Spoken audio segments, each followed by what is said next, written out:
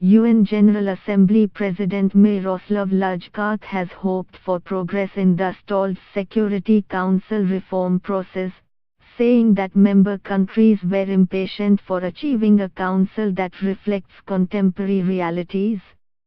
Asked at his news conference on Wednesday about the set positions of nations that has so far blocked the reforms, Lajčák said, "What we want to now see is the debate, the dialogue whose aim would be to bring the positions of the countries or the groups of countries closer together. We are seeking convergence." He said that during the Assembly debate, the expectations from the member states were clearly present there, high expectations and, I would say, impatience. "We need to move this process forward, because there are high expectations from this process because it is the most visible reform process to the outside world." Lajčák has appointed 2 new co-chairs for the reform process formerly known as the Intergovernmental Negotiations, IGN, Kaha Imnads of Georgia and Lana Nisibeh of the United Arab Emirates, and has convened a meeting of the IGN on January the 29th and 30, 2018. He said, "What I want to see, and what was my instruction to the co-facilitators, I want to see a real process, real discussion, not an empty exercise, a repetition of well-known positions. And I really believe it is in the interests of all the member states. There is a general understanding and recognition of the fact that the current composition of the Security Council does not reflect the realities of the 21st century," he said. India's permanent representative Syed Akbaruddin earlier on Wednesday made the point forcefully while speaking at a council debate.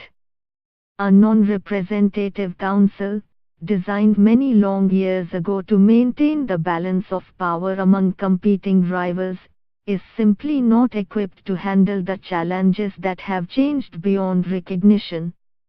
An instrument that is no longer considered legitimate and has lost its credibility cannot be our hope for salvation." Lajčák was asked at the news conference about the recent re-election of Dalveer Bhandari as a judge of the International Court of Justice, in which the Assembly prevailed over the Council, which consistently backed Christopher Greenwood, the candidate of permanent UN member Britain, and if this could be a precedent for a more assertive role for the Assembly. He said, "The UN Charter gives the General Assembly the right to consider any issue it considers important, especially when the deliberations on some issues are blocked in the Security Council.